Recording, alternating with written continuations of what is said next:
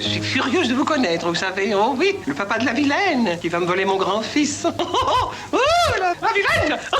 On embrasse maman, mamie.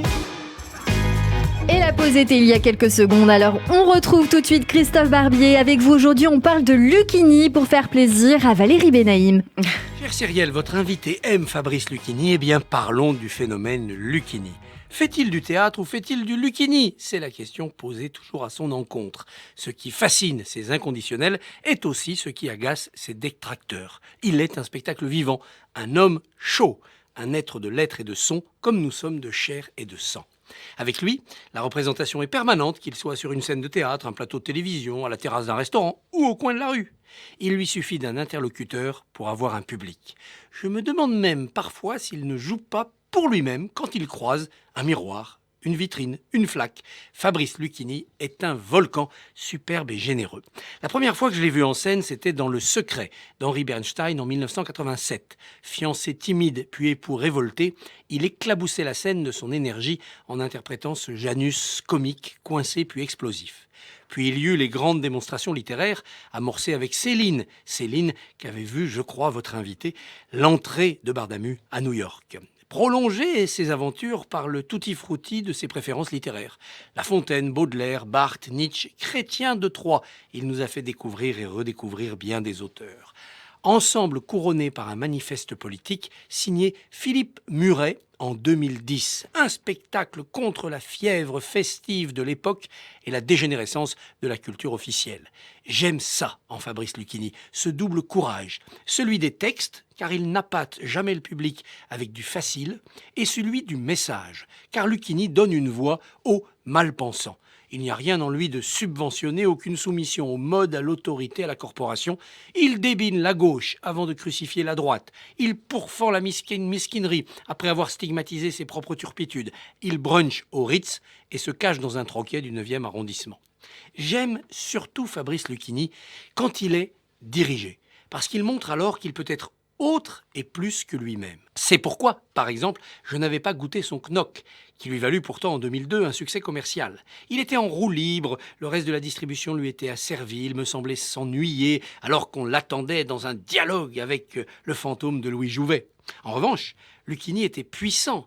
Dans Molly de Brian Friel en 2005, la mise en scène était signée Laurent Terzieff, le plus incandescent et habité des comédiens, et Lucchini avait eu la sagesse et le talent de ne pas le défier dans une compétition de numéros, pour se laisser diriger, sculpter, élever. De la même manière, tenu par Patrice Kerbrat à la mise en scène et Yasmina Reza à la plume, Lucchini était parfait en 1994 en dermatologue amateur de peinture contemporaine dans Art. Avec Pierre Arditi et Pierre Vanek, il complétait l'un des trios les plus parfaits que le théâtre français ait composé. Un jour, dans sa cuisine, Fabrice Lucchini a joué 2 pièces pour moi. D'abord, il a transformé en texte de théâtre le texte de l'interview politique qu'il venait d'accorder à l'Express et que nous peaufinions ensemble. Ensuite, il m'avait lu quelques pages d'un récit hallucinant du match de foot Brésil-Italie, match mythique de la Coupe du Monde 82 en Espagne.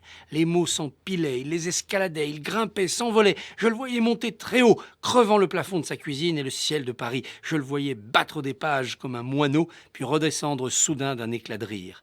Il était devant moi comme un enfant diabolique, éternel étonné, incurable sceptique. Il était comme le petit prince qui jouerait avec le feu.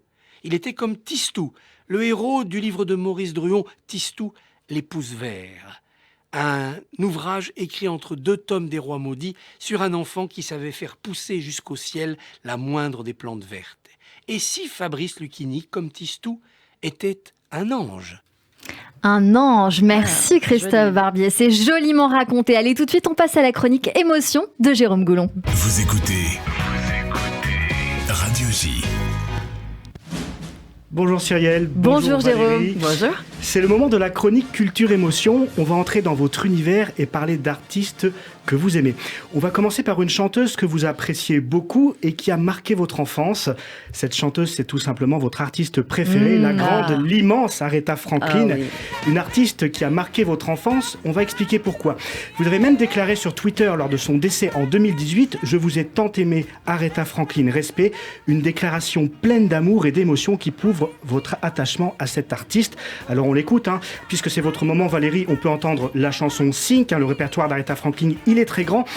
Et je n'ai pas choisi cette chanson au hasard. Cette chanson, Valérie, c'est votre Madeleine de Proust. En effet, elle est présente dans le film Blues Brothers, une comédie musicale sortie en 1980. Oh là là. Et cette chanson, elle vous rappelle ce film justement qui est l'un de vos préférés et qui représente pour vous un souvenir très fort de votre enfance.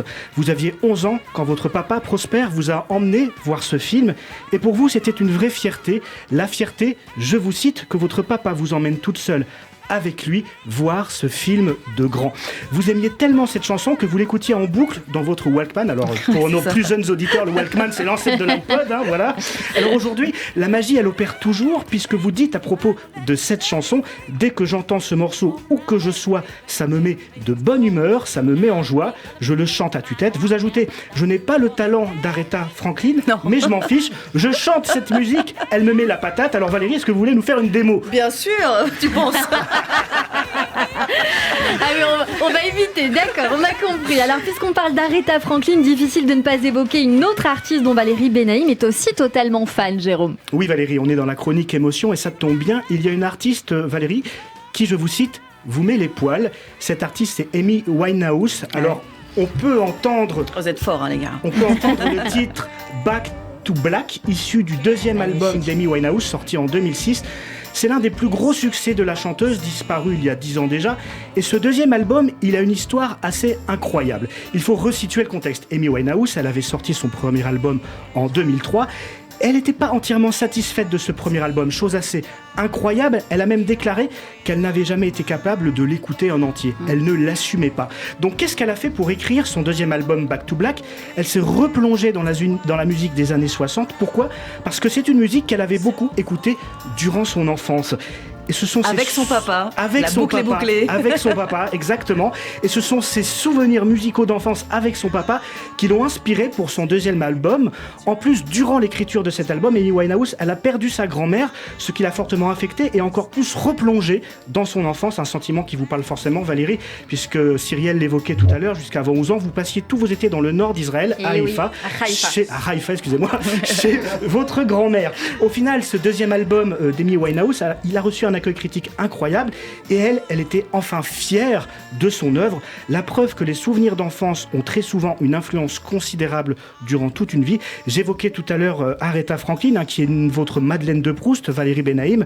Eh bien, c'est en allant chercher sa Madeleine de Proust que Amy Winehouse a écrit ses plus gros succès. Ah, magnifique. Et c'est très touchant, Jérôme. Vous nous avez parlé de musique, mais Valérie Benaïm est aussi une férue de littérature, de théâtre et de cinéma. Oui, alors on n'aura pas le temps de parler de tout le monde. Parmi les auteurs préférés de Valérie, on peut citer Céline, Albert Camus ou Jean-Paul Sartre, des existentialistes. Alors je ne m'arrêterai pas sur Jean-Paul Sartre, car j'ai peur d'être aussi peu performant qu'Albert Dupontel dans son sketch Le Bac. Il est mort. Il est mort. Et pour terminer, on va évoquer donc Woody Allen, un auteur que vous adorez, Valérie Benaïm. Alors pourquoi ce choix ? Là encore, c'est pas un choix pris au hasard. Vous le dites vous-même, vous avez été élevé dans une famille où le sourire n'était pas une option. Le sourire et l'optimisme, deux choses qui vous caractérisent. Et Woody Allen, il en provoque des sourires et des émotions. Vous écrivez à son sujet, là je vous cite sur votre blog, « S'il y a un artiste qui n'a de cesse de me faire réfléchir et de m'en apprendre toujours plus sur moi, sur la vie, l'amour, la solitude, le couple et la famille, c'est bien Woody Allen. Son humour juif new-yorkais hilarant et cruel pointe du doigt tous les travers de l'homme avec une précision chirurgicale. Avec sa verve décapante et ses réparties grinçantes, il fait tomber les masques pour le meilleur et pour le pire, pour nous faire rire plutôt que pleurer. Alors ce n'est pas de moi, c'est de Valérie Benaïm, je tiens à préciser. Et on terminera donc cette chronique avec quelques citations de Woody Allen qui illustrent parfaitement cela. J'en donne quelques-unes comme ça. Alors, il a dit « Une autostoppeuse est une jeune femme, généralement jolie et court vêtue, qui se trouve sur votre route quand vous êtes avec votre femme. » Il a dit également « Je préfère l'incinération à l'enterrement et les deux un week-end avec ma femme. Et il dit « Les femmes disent que je suis un mauvais coup, ce sont vraiment de mauvaises langues. Comment peuvent-elles dire ça en 2 minutes ?» Exactement, il y avait un vrai sens de l'autodérision sur son rapport avec les femmes et aussi sur son rapport avec l'argent, puisqu'il déclarait « Si seulement Dieu pouvait me faire un signe comme un gros dépôt à mon nom dans une banque suisse. » Et notamment avec sa montre aussi. Oui. Il dit « Je tiens beaucoup à ma montre, c'est mon grand-père qui me l'a vendue sur son lit de mort. » Exactement. Et il disait aussi, quand j'ai été kidnappé, mes parents ont tout de suite agi, ils ont loué ma chambre. Voilà, et puis pour finir, une dernière citation de Woody Allen. Toujours obsédé par l'idée de la mort, je médite constamment, je ne cesse de me demander s'il existe une vie ultérieure, et s'il y en a une, peut-on m'y faire la monnaie de $20 ? C'est mignon. Il se posait la question. Enfin, on le voit, Woody Allen est un artiste qui vous ressemble beaucoup, Valérie. J'aimerais bien. Mais pour avoir une son raison, talent. et ce sera mon mot de la fin, puisque ça renvoie encore à votre enfance et votre cercle familial. Dans toutes les circonstances, dans les bons moments de la vie comme dans les plus difficiles, pour vous comme pour lui, le sourire et l'optimisme ne sont jamais une option. Oh, c'est très mignon. Merci beaucoup. Merci Jérôme Goulon. Très belle chronique comme d'habitude sur l'antenne de Radio J. Et tout de suite, on passe à la chronique gastronomie puisque vous allez vous faire croquer, cuisiner. Donc. C'est tout de suite sur l'antenne de Radio J. Valérie. 15h, 16h30. Cyrielle Sarah Cohen.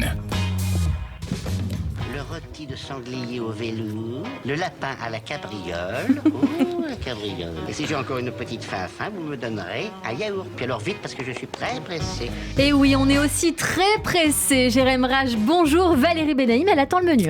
Bonjour Cyrielle, bonjour Valérie. Bonjour. Ça va ? Ça va très très bien. Ça va très bien. Bon, j'étais tenté de proposer un couscous, mais je sais que Cyrielle en a mangé un ce midi. Alors, je dis la vérité, je me suis méchamment laissée influencer par Gad Elmaleh avec le couscous de sa maman Walida. Et alors, c'est Walidé. Ah oui, voilà, je voulais le dire. C'était très bon. Voilà, c'était très bon. Et donc, on a l'habitude, bien sûr, du couscous avec ça. les boulettes. Non, Valérie, pour cette chronique, bien évidemment, on vous demande en amont vos goûts culinaires. Et votre réponse... Vous nous donnez l'envers du décor, c'est vilain, C'est Jérém vilain, Rage. hein.